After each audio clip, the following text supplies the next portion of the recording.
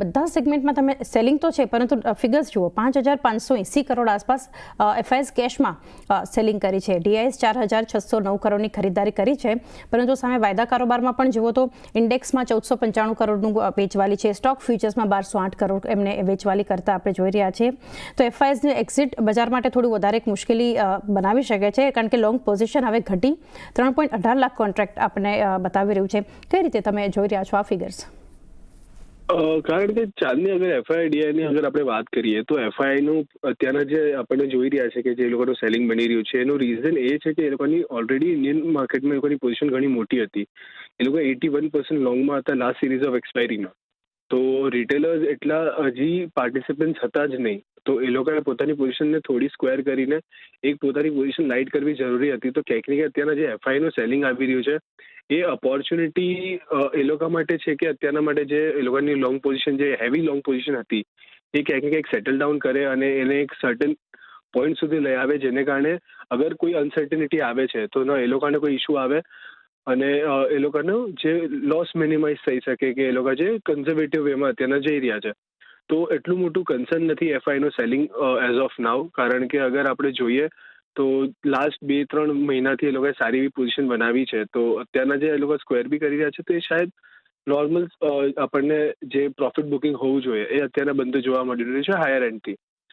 સો D I અત્યારે આપણને continuously buying side પર જોવા મળી રહ્યું છે, અને સેમ સાઇડ પર અગર આપણે રિટેલર્સની પણ વાત કરીએ તો એફઆઈ અને ડીઆઈના વચ્ચેનો જે ડિફરન્સ છે બધું આપણને રિટેલરના એન્ડથી એડ થતું જોવા મળી રહ્યું છે. તો ક્યાંક ને ક્યાંક હવે રિટેલ પાર્ટિસિપેશન પણ આપણને ઇન્ડિયન માર્કેટમાં બનતું જોવા મળી રહ્યું છે.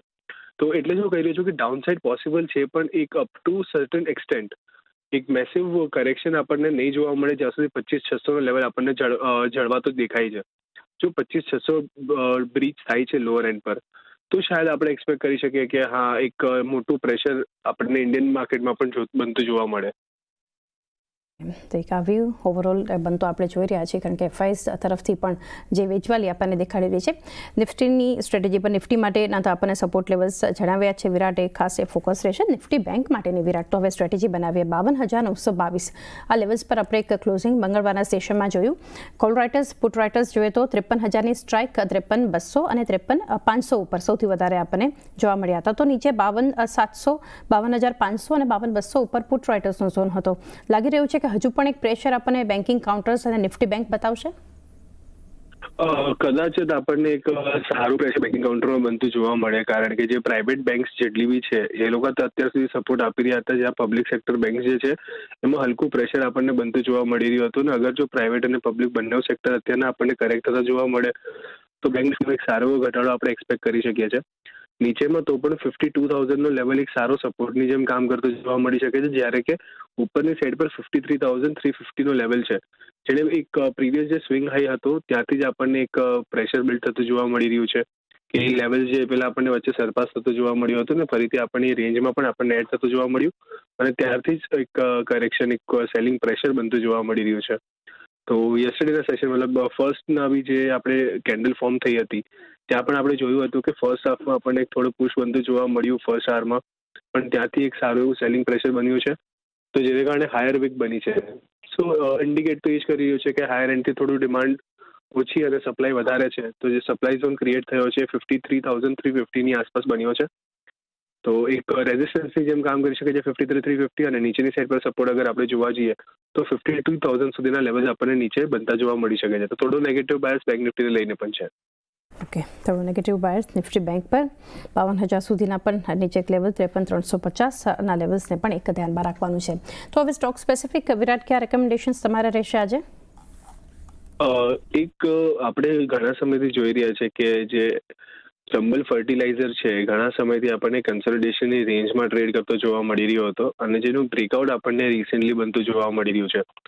તો એક પોસિબિલિટી છે કે સારી એવી રનઅપ આપણને અહીંયા બનતી જોવા મળે ચંબલ ફર્ટિલાઇઝર, કારણ કે ફર્ટિલાઇઝર સ્પેસમાં આપણને હજી સુધી એટલી ઇમ્પેક્ટ કે નેગેટિવ સાઇડની મુવમેન્ટ બનતી જોવા નથી મળી, અને પોસિબલ છે કે આવતા દિવસોમાં આપણને એક સારું રનઅપ બનતું જોવા મળે.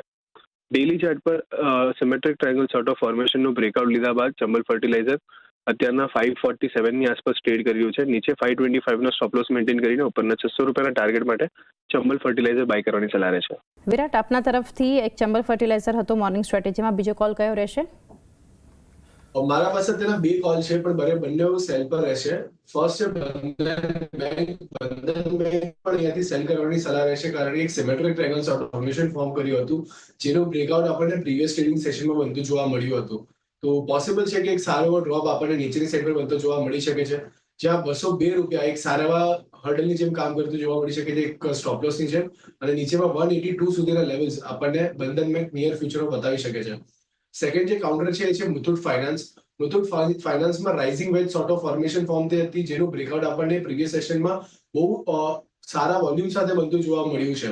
સેમ સાઇડ પર MACD પર પણ એક નેગેટિવ ક્રોસઓવરની સાઇન બની છે, તો એક ક્યાંક એક ઇન્ડિકેશન છે કે એક નેગેટિવિટી આપણને મુથુટ ફાઇનાન્સમાં ઇન્ક્રીઝ થતી જોવા મળી શકે છે.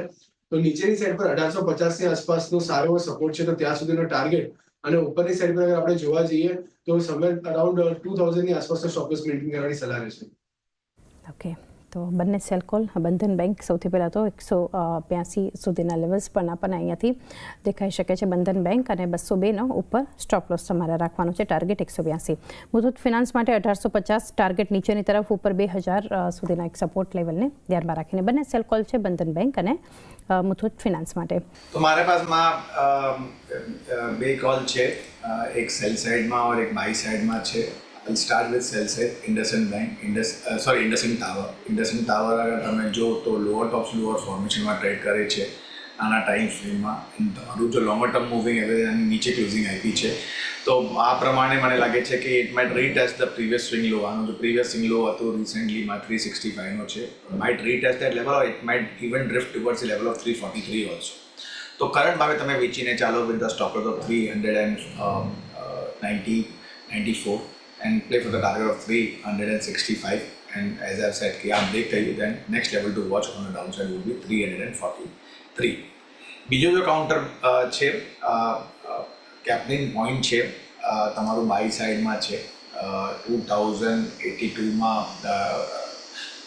ક્લોઝિંગ આપી હતી અને પ્રીમાં 2019 દર્શાય છે. તો આમાં મારી સલાહ છે કે તમારું અગર 1900 બ્રેક નથી થયું કે 1900 as a strict stop loss, current ભાવે ઓર કોઈ પણ ઘટાડો આવે તમે બાય કરી શકો. ઉપરમાં હું અગર ટાર્ગેટની વાત કરું તો બે ટાર્ગેટ આવે છે. 2250નો ફર્સ્ટ ટાર્ગેટ છે, બીજો ટાર્ગેટ તમારો 2320નો છે. Time frame two hold this counter would be at least 2 to 2 trading session. Okay, તો સૌથી પહેલાં તો સેલ કોલ ઇન્ડસ ટાવર માટે 365 અને એક નીચે હજુ પણ 343ના લક્ષ્યાંક પણ બતાવી શકે છે. ઉપર સ્ટોપ લોસ 394નો ધ્યાનમાં રાખજો. Indus Tower sell call. Buy call છે કેપ્લિન પોઈન્ટ માટે 1900 સ્ટોપ લોસ, 2250 2320ના લક્ષ્યાંક ધ્યાનમાં રાખીને. ત્યારબાદ નિમેશ, આપની પાસેથી જાણીએ કયો કાઉન્ટર તમને ફંડામેન્ટલી લાગી રહ્યો છે, ટ્રેડિંગ કોલ નહીં પરંતુ એક રોકાણ માટે તક. હમણાં આપણે જે ઓટો સેક્ટરની ચર્ચા કરીને એની અંદર મારુતિ મને લાગે છે કે ટેકનો ફંડા બેઝિસ ઉપર બંને રીતના અત્યારે એક બેસ્ટ બાય બની શકે છે. આજે જે કંઈ પણ ઘટાડો આવે છે એમાં પર્ટિક્યુલરલી તમે અગેન સ્ટ્રક્ચર જુઓ તો એક સાઇડ વે કન્સોલિડેશનનું સ્ટ્રક્ચર હતું, બ્રેકઆઉટ આવ્યું હતું. અને જે પ્રમાણે ન્યૂઝ આવ્યા છે અને જે પ્રમાણે અત્યારે festive season, interest rate cut શરૂઆત થઈ છે, મારું માનવું છે કે મારુતિ આવતા દિવસોની અંદર 14500 સુધીના લક્ષ્યાંક જોવા મળે આવતા 1 થી 2 મહિનાની અંદર, એવી સંભાવના મને દેખાઈ રહી છે. એટલે મારુતિની અંદર વ્યૂ મારો બુલિશ છે. અને મારુતિની અંદર મારું માનવું છે કે નીચેની તરફ 12400 નીચેનો સ્ટોપ લોસ મૂકી અને પોઝિશનલ બેઝ ઉપર ખરીદી કરવી છે. અને ઉપરની તરફ 14000-14500 સુધીના લક્ષ્યાંક મારુતિમાં આવી શકે છે. મારુતિ 12400 સપોર્ટ, એક સ્ટોપ લોસ માટેનો 14500 સુધીના લક્ષ્યાંક તમને બતાવી શકે છે. તો એક ટેકનો ફંડા પિક આપણને નિમેશ તરફથી મળતી દેખાડી રહી છે મારુતિ સુઝુકી માટે.